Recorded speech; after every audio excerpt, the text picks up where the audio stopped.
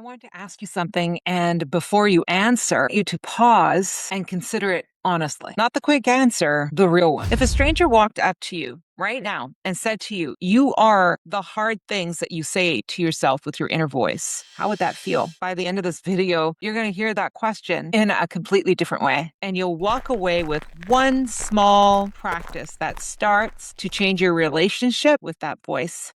Brainchild. What many people call negative self-talk and inner critic is something I understand through the lens of the brainchild, the conditioned part of you that learned a long time ago to keep you in line through fear, possibly shame. And I want to ask you again something, and I want you to really sit with it before you answer. What is your brainchild actually saying to you? Not the general feeling of anxiety or guilt, shame, the actual words, specifically the language. What does that voice in your head say to you when things go wrong, when you make a mistake, when you fall back into the old pattern? Because most of us haven't actually stopped to really truly listen. We feel the weight of it. We definitely feel the impact of it, but we haven't really sat down and actually heard the words. When I did this for the first time, when I actually stopped and listened to what my brainchild was saying to me, I was shocked. The language was brutal. Are you an idiot? You have no right to do this. Are you stupid? Here you go again. That is right. You failed again. Relentless, merciless, diminishing, over and over, day after day.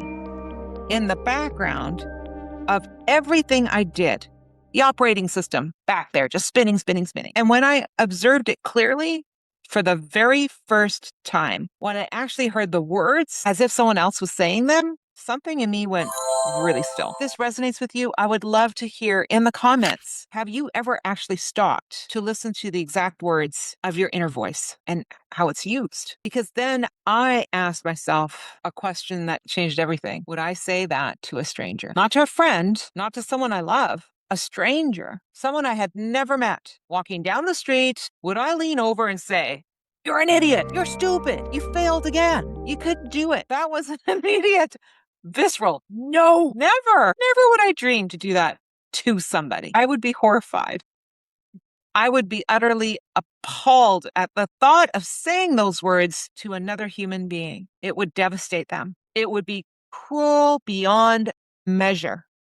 Wouldn't you agree? And yet, I was saying it to myself every single day, day in, day out. Realization does something to you. It is not comfortable and it's not easy to sit with, but it is one of the most important moments in this entire practice because it shows you in stark and undeniable terms how you have been treating yourself, not from the outside, from inside, internally, from the one voice you can never escape. So here's the question I want to leave you with. And I really want you to honestly answer this, not quickly, not dismissively. Really answer it. Take the time to pause, reflect, and answer it. Do you deserve better than that? So here's the micro move for today. Sometime today, when you notice the voice speaking, actually write down the exact words it uses, not the feelings, the words themselves. Just observe them on the paper. That is the first step to changing your relationship with them. On Wednesday, I'm going to show you exactly what to do with those words and what it looks like to finally treat yourself the way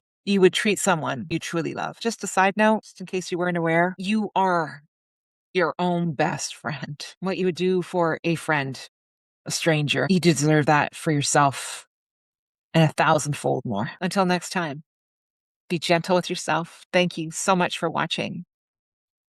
Much love.